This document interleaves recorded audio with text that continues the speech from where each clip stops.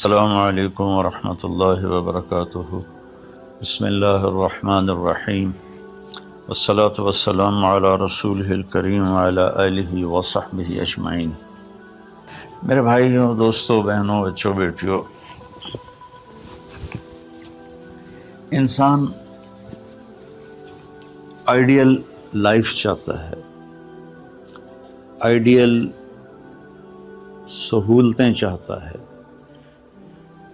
اللہ نے اس کائنات کو ڈیزائن ہی نہیں کیا کہ تم اسے آئیڈیل ہوم بنا سکو، اسے آئیڈیل اس میں لائف گزار سکو۔ یہ امتحان کی جگہ ہے، لہٰذا یہاں اتار چڑھاؤ، یہاں امتحان، یہاں تنگی، یہاں فراخی، کبھی عزت، کبھی ذلت، یہ سب کچھ اکٹھا چلتا ہے۔ جو وجہ کائنات ہیں جناب رسول اللہ صلی اللہ علیہ وسلم، صرف آپ ان کی زندگی اللہ کے واسطے پڑھو۔ اس رمضان میں فارغ بیٹھے ہیں، اور میں سب سے ریکویسٹ کرتا ہوں کہ آپ اللہ کے نبی کی زندگی پڑھو کہ آپ نے کیسے زندگی گزاری، کہ سب سے زیادہ مشقت والی زندگی میرے نبی نے گزاری، سب سے زیادہ تکلیف دہ زندگی میرے نبی نے گزاری۔ لیکن ایک جہان اللہ نے آگے پیدا کیا ہے جو موت کے بعد آتا ہے، جس کا نام ہے جنت، جس میں آئیڈیل لائف ہوگی، آئیڈیل ہوم ہوگا۔ سب سے بڑی انسان کی خواہش تو یہ ہوتی ہے کہ مجھے موت نہ آئے، لیکن ہم دیکھتے ہیں کہ جہاں میں ہے عبرت کے ہر سو نمونے، مگر تجھ کو اندھا کیا رنگ و بو نے، کبھی غور سے یہ بھی دیکھا ہے تو نے، جو معمور تھے وہ محل اب ہیں سونے، جگہ جی لگانے کی دنیا نہیں ہے، یہ عبرت کی جا ہے تماشا نہیں ہے۔ تو یہ کائنات آئیڈیل ہوم نہیں ہے۔ اللہ نے موت کے بعد ایک زندگی رکھی ہے جو بہت عالی شان ہے، اور اس کو جوڑا ہے ایمان اور عمل، اچھے عمل کے ساتھ۔ تو اس آیت میں چونکہ جب آدمی ایمان کا کلمہ پڑھتا ہے تو وہ پابند ہو جاتا ہے، لا الہ الا اللہ محمد رسول اللہ کا پابند ہو جاتا ہے، نہ یہ باؤنڈری کراس کر سکتا ہے، نہ یہ کر سکتا ہے۔ اس کے اندر جتنا وہ کر سکتا ہے اس کو کرنے کا حکم ہے، اس سے باہر نکلنے کی اجازت نہیں ہے۔ تو انسان ایک پابندی میں آ جاتا ہے، اور جو پانی نالیوں کا بے ہنگم بہتا ہے وہ گندگی پھیلاتا ہے، جو پانی پائپ میں گھٹ کے آتا ہے وہ ہمارے گھر کے برتن دھونے کا سبب، پانی پینے کا سبب، کپڑے دھونے کا سبب بن کے آتا ہے، کہ وہ پابندیوں میں بند ہو کے آتا ہے۔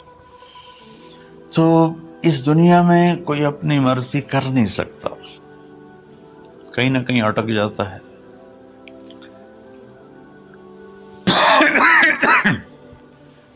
بنو امیہ میں ایک بادشاہ گزر آئے، یزید بن عبد الملک۔ تو ایک مشہور ہے کہ بادشاہوں کے بڑے رولے ہوتے ہیں، مصیبتیں ہوتی ہیں۔ تو ایک دن کہنے لگا، کون کہتا ہے کہ بادشاہ خوشی کا دن نہیں گزار سکتے؟ میں آج کا دن بھرپور خوشی سے گزاروں گا، محل کے دروازے بند کر دیے جائیں اور کوئی خبر مجھے نہ سنائی جائے اور اندر کوئی بھی نہ آئے۔ آج شام تک میں اپنی مرضی سے خوشی منانا چاہتا ہوں۔ اور اس کی ایک باندی تھی، بیوی نہیں باندی، لونڈی، اس کا نام تھا حبابہ۔ اس سے وہ عشق کرتا تھا کہ میں آج سارا دن حبابہ کے ساتھ گزاروں گا۔ تو دوران مجلس اس کو اپنے ہاتھوں سے اس کو انگور کھلانے لگا، تو باتیں بھی کرتا، اس کو دیکھ کے خوش بھی ہوتا اور انگور اس کے منہ میں ڈالتا۔ اچانک اس نے اللہ کو للکار دیا نا، اللہ کو چیلنج کر دیا، تو ایک انگور کا دانہ حلق میں جانے کی بجائے سانس کی نالی میں چلا گیا۔ اللہ اکبر! ایسے تو ملی ہوئی ہیں، اللہ جب ہم کھاتے ہیں تو دونوں نالیاں ساتھ ساتھ ہیں، اس پر اللہ ایسے پردہ ڈال دیتا ہے جو سانس کی نالی ہے، اور یہ دوسری نالی کھلی رکھتا ہے تو اس میں کہ غذا چلی جاتی ہے۔ اللہ پردہ ہٹا دے تو ہم اپنے نوالے سے مر جائیں، تو اس کے حلق میں وہ دانہ اٹک گیا اور چند سیکنڈ میں اس کا خاتمہ ہو گیا، اور وہ رو رو رو جو اس کی خوشی کا دن منانا چاہتا تھا اس کی زندگی کا بدترین دن بنا۔ 3 دن تک اس کی لاش کو سامنے رکھے تو روتا تھا، اور نہ کھا رہا ہے، نہ پی رہا ہے، نہ سو رہا ہے، اور اس کی لاش گلنے لگی، بدبو آنے لگی۔ تو اس کے جو بھائی تھا ہشام بن عبد الملک، اس نے جو اس کے بعد خلیفہ بنا، زبردستی اس سے لاش کو چھینا اور جا کے دفن کیا۔ تو اللہ تعالیٰ کہتا ہے یہاں تم میری مان لو، ان عبدی انت ترید وانا ارید ولا یکون الا ما ارید فإن سلمت لی فیما ارید کفیتک فیما ترید۔ میرے بندے تو دنیا میں میری مان لے، میں ہمیشہ کے لیے تیری ہر خواہش پوری کر دوں گا۔ تو اس آیت میں اللہ نے ایک بڑی خوبصورت ہمیں بات سمجھائی ہے کہ میرے بندو، تم سونے کا چمچ لے کے پیدا ہو یا ایک تھر کے جھونپڑے میں پیدا ہو، موت نے تمہیں مٹا دینا ہے۔ تمہارے پاس 60-70 سال ہیں، 80 سال ہیں میکسیمم، پھر موت اٹھائے گی اور گڑھے میں ڈال دے گی۔ تو میں تمہیں بشارت دیتا ہوں، اللہ اپنے نبی سے کہتا ہے بشر کا مطلب ایک دفعہ کہنا نہیں ہوتا، جیسے کہ اذن فی الناس بالحج یاتوک رجالا، کہ اے ابراہیم اعلان کر اور بار بار کر۔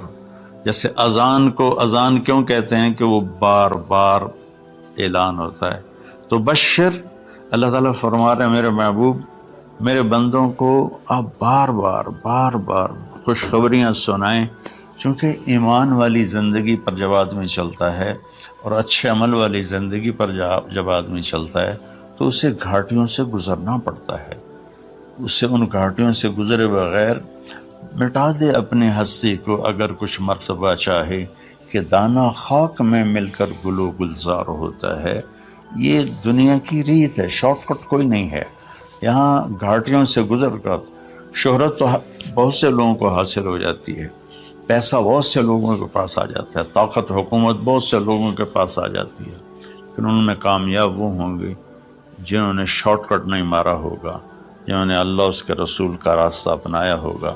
تو اللہ تعالیٰ ان سے فرما رہا ہے کہ میرے بندوں سے جو ایمان اور عمل والے ہیں، میرے نبی اب انہیں بار بار فرمائیں کہ تم جمے رہو، کس لیے کہ تمہارے لیے اللہ نے ایک گھر تیار کر کے رکھا ہے جس کا نام ہے جنت۔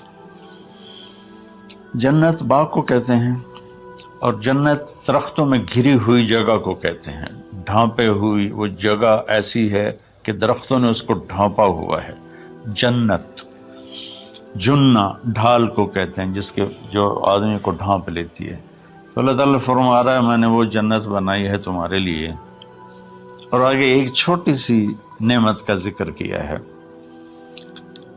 اچھا، اللہ نے جب سے دنیا کو بنایا ہے اسے ایک دفعہ محبت کی نظر سے نہیں دیکھا۔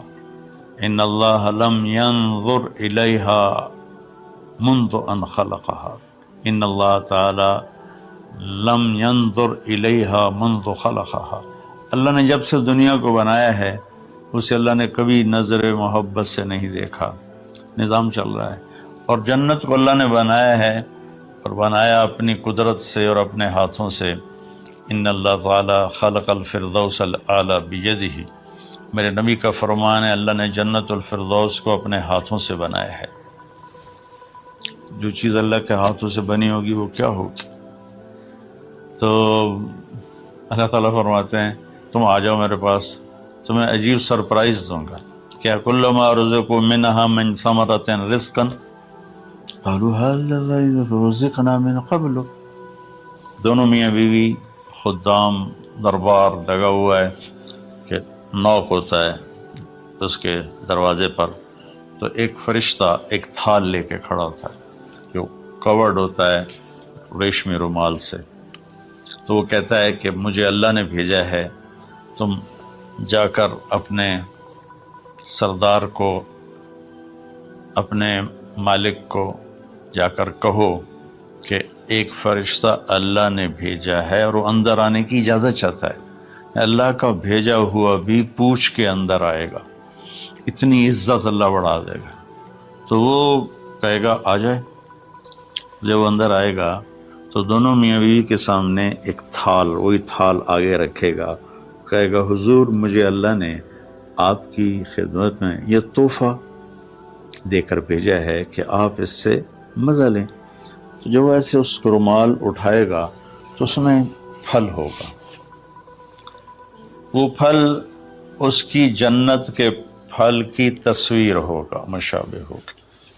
تو وہ کہے گا ھذا الذی رزقنا من قبل، ارے بھائی فرشتے یہ تو میرے رب نے پہلے ہی مجھے دیا ہوا ہے، تو اس میں کیا خاص چیز ہے جو اللہ پاک نے میری طرف اسے بھیجا ہے؟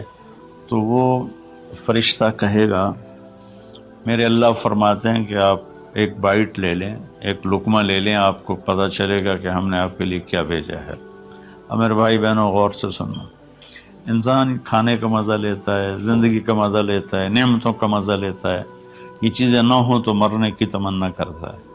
تو کھانے کی بھی ایک لمٹ ہے، اس کے بعد آدمی کھا ہی نہیں سکتا، اور پینے کی بھی ایک لمٹ ہے، اس کے بعد آدمی پی نہیں سکتا ہے، اور وہاں کسی چیز کی کوئی لمٹ نہیں، اب 1000 برس کھاتے رہو، رب ذوالجلال کی قسم نہ پیٹ بھرے گا، نہ زبان کٹے گی، نہ داڑیں تھکیں گی، اور ہر لقمے کی لذت دوسرے سے زیادہ ہوگی۔ تو جب وہ اس کو اٹھا کر ایسے چکھیں گے نا، تو اگر اس کی جنت میں اللہ تعالیٰ نے 1,00,000 قسم کے پھل پیدا کیے ہیں، اس 1,00,000 کو جتنی زیرو سے مرضی ملٹیپلائی کرنا چاہو آپ کر لو، 1 کروڑ، 1 ارب، 1 خرب، آگے کوئی لفظ ہی کوئی نہیں، تو اس کی جنت میں جتنے پھل ہیں، جب وہ یوں ایک لقمہ لے گا، دیکھیں ہم لوگ چاٹ کھاتے ہیں تو سارے ذائقے مکس ہو کر ایک اور ذائقہ بن جاتا ہے، جب وہ ایک لقمہ لے گا تو اس ایک لقمے میں اس کی جنت کے جتنے پھل ہیں 1,00,000، 10,00,000، 10,00,000 پھلوں کا ذائقہ اس ایک لقمے میں اللہ اسے عطا فرمائے گا۔